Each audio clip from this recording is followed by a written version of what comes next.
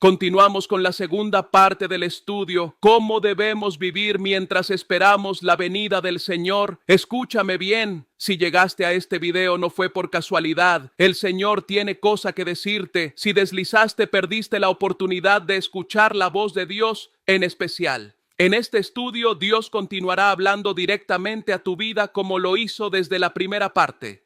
Segunda parte del estudio, cómo debemos vivir mientras esperamos la venida del Señor. Cristo viene. ¿Está tu corazón preparado? Continuamos con la segunda parte de este extraordinario estudio bíblico que hemos dividido en tres partes. En la primera parte aprendimos cómo debe de vivir el cristiano mientras estamos en esta tierra, esperando a nuestro Señor Jesucristo. Hablamos de las pruebas de Job, cómo pasó por tan terrible adversidad. Perdió sus hijos, su riqueza, su esposa, su salud, sus amistades y casi pierde su propia vida. Y él se mantuvo fiel a su Dios, no importando por adversidades que estaba atravesando. Esto es solamente un ejemplo porque hablamos de muchas cosas o más. Y para continuar con este estudio, ahora vamos por la parte sexto. La iglesia debe rodear al enfermo con oración y cuidado.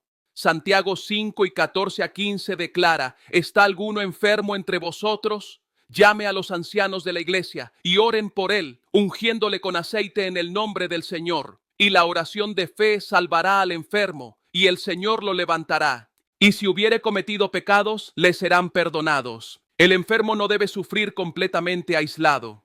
Santiago le dice que llame a los ancianos de la iglesia. Los ancianos deben acercarse, acompañarlo, orar y ungirlo con aceite en el nombre del Señor. El poder no se encuentra en el aceite. El aceite no es una sustancia mágica. Tampoco debe ser utilizado como negocio.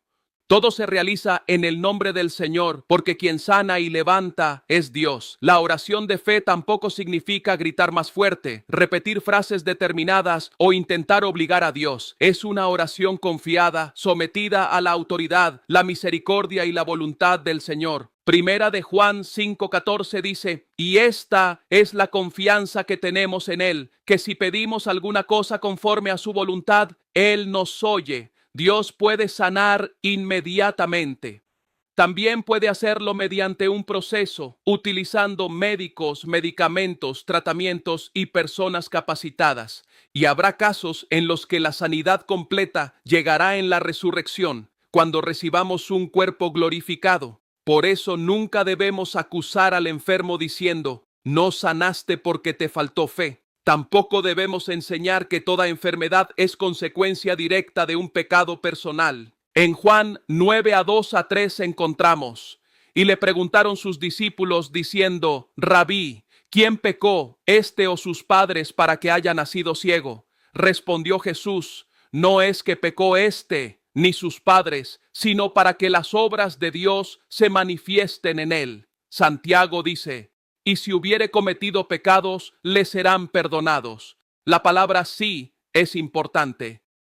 Puede existir una relación entre ciertos pecados y determinadas consecuencias, pero no toda enfermedad demuestra la existencia de un pecado oculto. ¿Qué debe hacer la iglesia? Orar con fe, acompañar al enfermo, evitar que se sienta abandonado, ayudarlo en sus necesidades, confiar en la voluntad soberana del Señor. ¿Qué no debe hacer? No debe vender aceite supuestamente milagroso. No debe convertir el sufrimiento en un espectáculo. No debe culpar al enfermo por no sanar. No debe aconsejar irresponsablemente que abandone su tratamiento médico. Oramos creyendo que Dios puede sanar, pero también descansamos en que Dios sigue siendo bueno, aun cuando su respuesta no sea la que esperábamos. Séptimo, la confesión y la oración mutua producen restauración.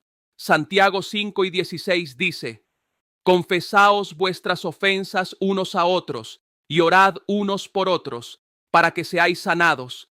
La oración eficaz del justo puede mucho. Confesar nuestras ofensas significa dejar de esconder aquello que necesita ser llevado a la luz. Si hemos ofendido a alguien, debemos reconocerlo delante de esa persona y pedirle perdón.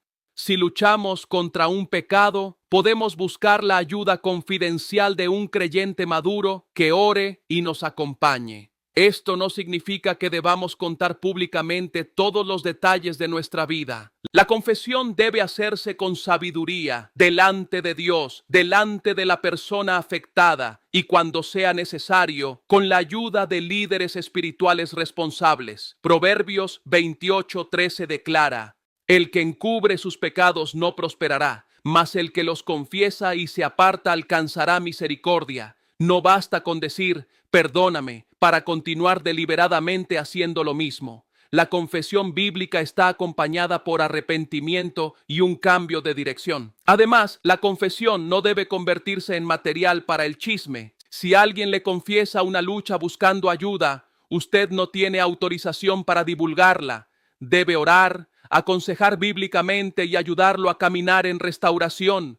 La oración eficaz del justo puede mucho. El justo no es una persona perfecta, es alguien que ha sido justificado por Dios y procura caminar en obediencia, sinceridad y comunión con Él. Amados hermanos, antes de continuar, quisiera pedirte un favor. Si esta enseñanza está hablando a su vida, comparta este video con una persona que esté atravesando una prueba y necesite afirmar su corazón. Y escríbanos en los comentarios: ¿desde qué país está viendo Palabra Viva Oficial? Dicho esto, continuamos con el estudio. Octavo, Elías demuestra que Dios utiliza personas humanamente débiles. Santiago 5:17-18 dice: Elías era hombre sujeto a pasiones semejantes a las nuestras, y oró fervientemente para que no lloviese, y no llovió sobre la tierra por 3 años y 6 meses. Y otra vez oró, y el cielo dio lluvia, y la tierra produjo su fruto. Santiago destruye la idea de que la oración poderosa pertenece solamente a personas espiritualmente extraordinarias. Elías era un profeta, pero también era un ser humano como nosotros. Experimentó temor, cansancio, presión y desánimo. El poder no estaba en la personalidad de Elías. El poder estaba en el Dios que escuchaba su oración. Elías oró conforme al propósito que Dios había revelado. Por eso la oración eficaz no consiste en intentar convencer a Dios para que respalde nuestros deseos. Consiste en buscar su voluntad y perseverar en ella. Tal vez usted diga: yo no sé orar como otros. Dios no está buscando palabras impresionantes. Está buscando un corazón sincero, humilde, perseverante y sometido a su voluntad. La oración de una madre por sus hijos puede mucho. La oración de un esposo por su familia puede mucho. La oración de una iglesia unida puede mucho. La oración de un creyente quebrantado delante de Dios puede mucho. No porque nosotros seamos poderosos, sino porque poderoso es el Dios a quien oramos. Noveno, no debemos abandonar al que se ha extraviado. Santiago concluye diciendo en Santiago 5:19-20: Hermanos, si alguno de entre vosotros se ha extraviado de la verdad y alguno le hace volver, sepa que el que haga volver al pecador del error de su camino, salvará de muerte un alma y cubrirá multitud de pecados. El pasaje comienza enseñándonos a esperar la venida del Señor y termina ordenándonos buscar al que se ha extraviado. Esto significa que mientras esperamos a Cristo, no debemos pensar solamente en nuestra propia condición. También debemos interesarnos por nuestros hermanos. Una persona puede desviarse por una falsa doctrina, un pecado persistente, una herida, una decepción o una relación que la está alejando de Dios. ¿Qué debemos hacer? Acercarnos con amor, escuchar antes de acusar, mostrarle la verdad mediante las Escrituras, orar por esa persona, acompañarla durante su proceso de restauración. Gálatas 6:1 dice: Hermanos, si alguno fuere sorprendido en alguna falta, vosotros que sois espirituales, restauradle con espíritu de mansedumbre, considerándote a ti mismo, no sea que tú también seas tentado. Restaurar no significa humillar, exponer públicamente, ni destruir. La palabra restaurar transmite la idea de volver a colocar en su lugar algo que se había quebrado o dislocado. Cuando Santiago dice que quien hace volver al pecador salvará de muerte un alma, no está diciendo que nosotros somos el Salvador. Solamente Cristo salva, pero Dios puede utilizarnos como instrumentos para llevar a alguien al arrepentimiento, cubrirá multitud de pecados. Tampoco significa ocultar delitos, proteger al culpable o impedir que exista justicia.